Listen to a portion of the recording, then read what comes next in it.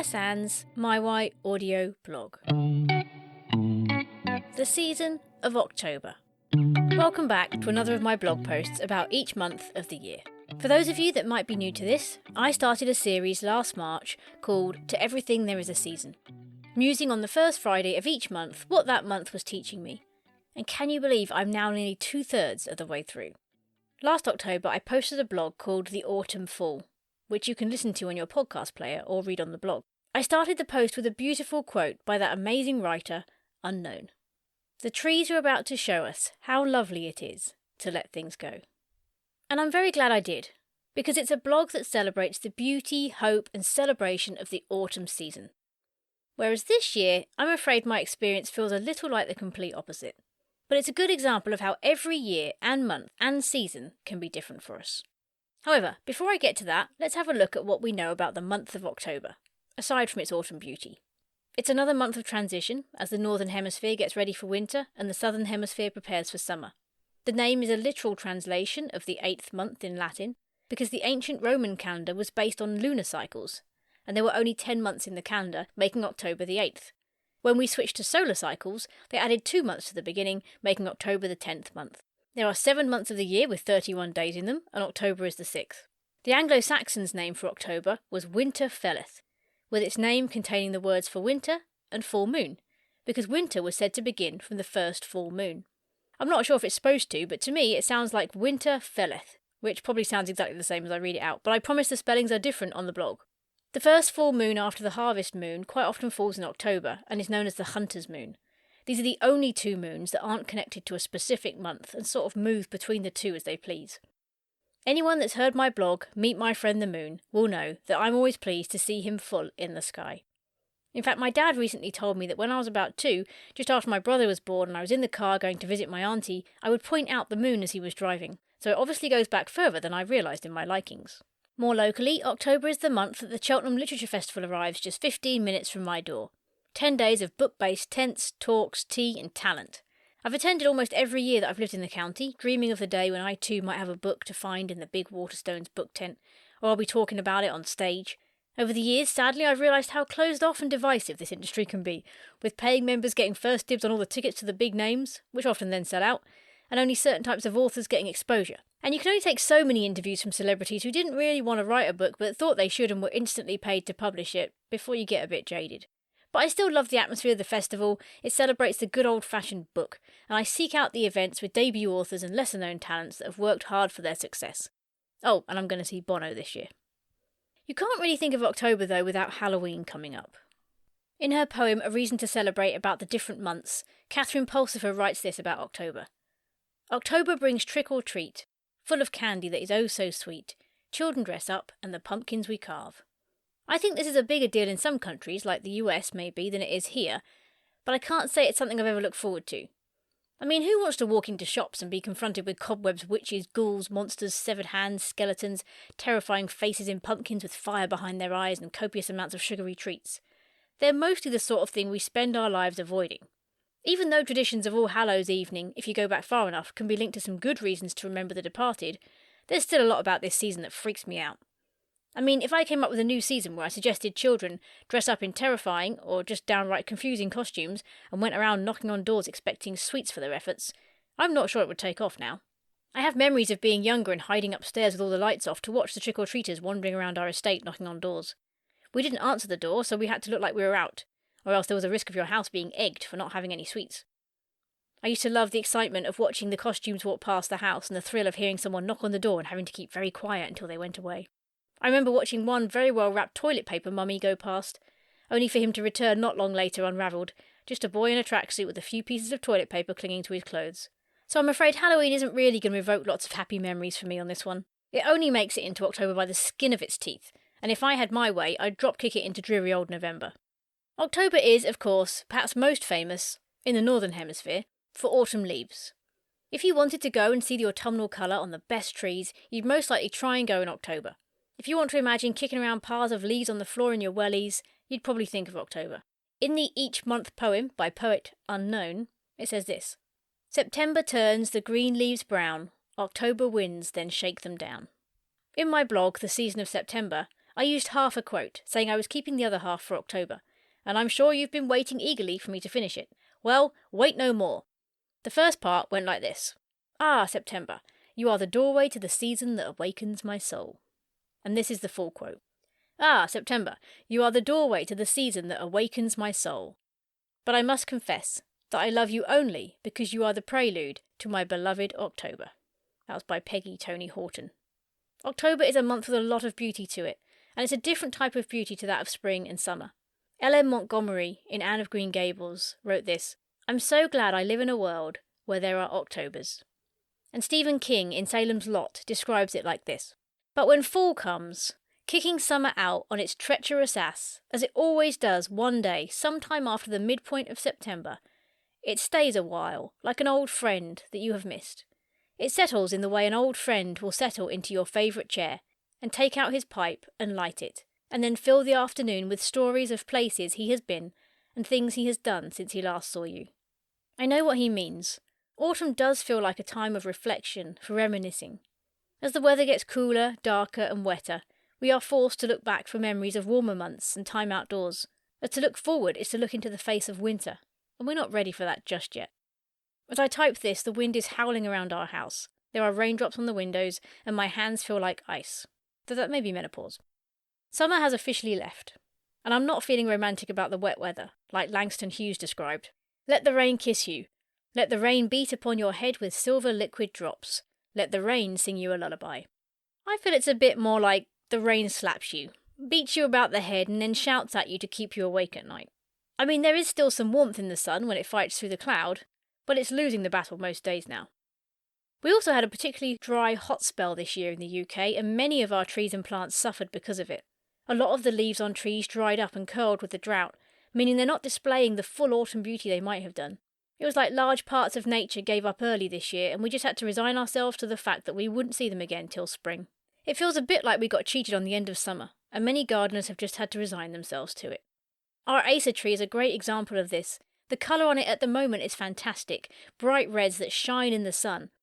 But the leaves are slightly shriveled from the drought, and some of the ends of the branches are bare from where the frost bit last winter. All is not as it's supposed to be. Last October, when I wrote my blog on the beauty of autumn, and the hope it reminds us of, it was all around us. Our own garden was a beautiful display of reds, oranges and pinks, a perfect goodbye and the last hurrah of the plant life. It gave me hope for the winter too.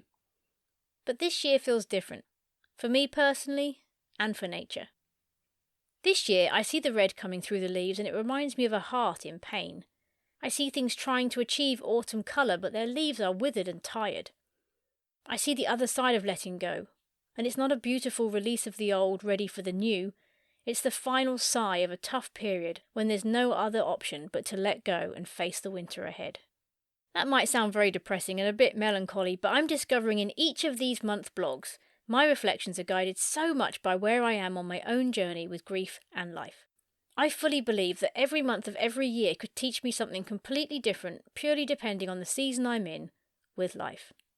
It fascinates me that my blog on autumn last year was so hopeful and full of promise, and that will be how some of you are feeling now, and you'll seek that blog out instead of this one perhaps. But for me, I'm not seeing October that way this time around. I'm seeing a film of sadness over nature. There are two garden creatures that visit us at the moment that I'm having particular empathy with over the last 2 weeks. Lumpy and Scragglepie. He started as Scragpie, but he is just scraggly, so his name got elongated. If you follow me on Instagram, you may have seen Lumpy. He was a hedgehog that Chris spotted on the night camera with a giant lump on his back. After consulting with the local hedgehog rescue, they suggested we catch him and bring him in. So we did. This story involved putting him in a cosy cardboard box overnight until they opened the next morning. Seems straightforward, only as Lumpy was basically kidnapped by us after his breakfast and was not inclined to think he'd spend the day in a box, he chewed his way out and made a right mess in our dining room, weeing and pooing over everything. Thank goodness we shut the door. And then he got back in his box and went to sleep. Anyway, turns out Lumpy was a girl, and she had an abscess that needed draining, and she's still in the rescue on antibiotics until she can come home and we can release her again, all being well. Scragglepie, well, he's not the prettiest bird in the sky. Scraggle is a magpie, but he doesn't look like the other magpies that visit, which can be up to 7 of them in the early morning, much to Chris's disgust. I notice him visiting the garden, mostly on his own, as he preens himself on the fence, going about life, but seeming fairly happy. Magpies get a very bad rep for their naughty behaviour and bullying, but they are stunning birds. Usually. In Scraggle's case, his white chest is a dingy grey. His legs are too long because he's missing feathers from around his thighs, which are pimpled and raw. His tail is thin and scrawny, consisting of only 2 feathers. I sort of got used to watching him and thought to myself, maybe he's not that scraggly really. Then a healthy magpie landed on the other side of the garden and I was reminded how bad he actually looks. I like watching him outside my window. He comes almost every morning. He's clearly been through the wars but seems to enjoy the simple things. The sunshine, a hop across the grass, rubbing his beak on the fence. Although the more I watch that behaviour, the more I think he might just be itchy. The other magpies seem to hang out in pairs and apparently mate for life, but Scraggle is always alone. I caught him watching another couple of magpies the other day and I just wanted to take him out a big shiny coin, or whatever it is that brings him joy. I think I'm slowly gathering a small group of children's book characters that I can turn into a book one day. Lumpy and Scraggle Pie feel like they need to join Ruffled Crow. A crow that I noticed in the garden once that was all ruffled up to twice his size, which led me to wonder, what if there was a crow that was always ruffled up, that didn't fit in with the other crows and was often mistaken for a mop or a duster? And Ruffled Crow was born. So now I'm looking out into the rain and wondering if Lumpy or Scraggle Pie will make it through winter. I'll do my best to provide the food and shelter they might need, if they choose to use it, but ultimately, as they say, what will be, and nature can be very cruel. I think this is often the case for us too. In the throes of grief or loss, we wonder the same thing. Will we make it through the winter? Autumn is about loss and letting go, and yes, that can be beautiful, but it can also be hard and heartbreaking. For some of us this autumn, we'll be marvelling at the leaves, kicking them up in the air as we walk past, unless it's a wet autumn and then we just sink into soggy piles of them and get our shoes all wet, and pausing to take in the beauty of the changing colours. For others, we'll be feeling the loss of summer, the loss of sun, the loss of better days behind us and yearning for something we can't have yet. Over the last few weeks, I've been trying to put into practice all I'm learning from our guests on the podcast and realise how much of my grief over not having a family is still bubbling away underneath the day-to-day. My mum told me last weekend that my great-grandma, who had a lot of stomach issues and kindly passed them down the generations to me, used to say, "My tummy's on the bubble." I love that phrase. The older generations really had a way with words, especially with delicate toilet descriptions. My old Auntie Olwyn, when asking if my brother needed a number 2 when he was young, would ask, "Do you need to go to Biggie's?" Brilliant. Anyway, I've decided there's something in turning that first phrase, not the second one, into "my grief is on the bubble." I think for those of us living with a grief that pops up regularly, that sums it up perfectly. And when my grief is on the bubble, I'm learning to listen to the tears that come when I don't expect them, and to try and see what they're telling me. As I posted on social media this week, Voltaire said, "Tears are the silent language of grief." I'm still working out why my heart is fragile, and realising how I've focused on making sure other people are comfortable with our grief and trying to delight in other people's families, and often getting it wrong, instead of stopping to feel it for myself. And all this many years after the start of our childless journey. It highlights once again to me that grief takes many forms and it follows many different timelines. You might think that you would only grieve the loss of something directly after it happens, but that's not the case for many people. Some people can't. Some won't. Some don't know how. Some need to be there for others and don't have the luxury of collapsing in a heap on the floor immediately. And that's okay. You grieve when you grieve. Don't listen to the comments of anyone else telling you should be over that by now. Or why are you getting upset about it now? Or I knew you weren't grieving at the time. Or I didn't think you'd fully come to terms with that. Sometimes grief is the silent navigating of your situation amid the normal day-to-day. And when you're grieving it a lot further down the line, it might be that it needs to be a more private process, because maybe others won't understand. But that's okay, so long as you do it. That's the main thing. And as we know from the podcast, loss and grief are attached to so much more than death. If you're feeling the grief, but also feeling like you don't have the right to fully grieve because you didn't lose anyone, I want to remove that idea from your head right now. They say grief is love. And if that's true, then we can place our love, our affection, our pleasure, or our energy into anything, not just people. And when those things go, it's only right we miss them and grieve the loss and displacement of the love we had invested. There are so many quotes about autumn being wonderful, colourful, joyful, and full of delight, and that's true in many ways. But it's also a huge time of loss and preparation. A necessary time too. After all, without autumn loss, we can't have the spring. So this autumn I want to say that it's okay if you see either or you see both. The beauty and the loss. I've experienced this a lot. When a friend has a baby, when I'm around a family unit, when I see a child with their new school books learning to read, when I hear parents explaining life to children, I see the beauty and I feel the loss. In fact, you can only feel the loss of something when you see the beauty in it. I don't feel the loss of a dead spider as much as I perhaps should, because there is no love there for them. And the intensity of the love and beauty dictates the intensity of the feelings of loss. Whether that's a young person, an old person, an animal, a career, a limb, a sense, a patient, a victim, an identity, or a version of self. Have you ever stood in front of something beautiful and it's made you sad? I have, many times. I didn't know why for a long time, but exploring it, I think it's because a broken heart isn't able to hold all the love and joy and beauty that you want it to. It leaks, and you feel it unable to hold the good things in. I heard this line on Sweet Magnolias on Netflix this week. Until you fall apart, we can't put you back together. Sometimes you need to feel it all and fall apart, before you can heal and be whole again. Holding your heart together with frayed bits of string won't help it mend until all the grief is out. And beauty can remind us of this.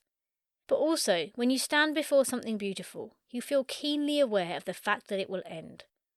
Either you're going to walk away, or it will leave, fade, or die. Sometimes, outside of our control, we connect with that aspect more than the beauty. If what we are left with when we are on our own is sad, then any beauty entering the situation highlights that. I think this is why one day I'd like to live with a beautiful view that inspires me every day without me having to do a thing to achieve it. A beauty that changes but can't leave and always returns. If you don't quite understand this, or you've never felt it, then be very thankful. Because that tells you that there is enough in your life to allow you to appreciate beauty as a delicious add-on to life. It's the cherry on the cake, if it's there. But without it, you still have cake. Never a bad thing. And if you know this feeling all too well, then take courage in the fact that it's natural. It's not forever, and it's possible to hold both beauty and sadness in tension, just like autumn does so beautifully.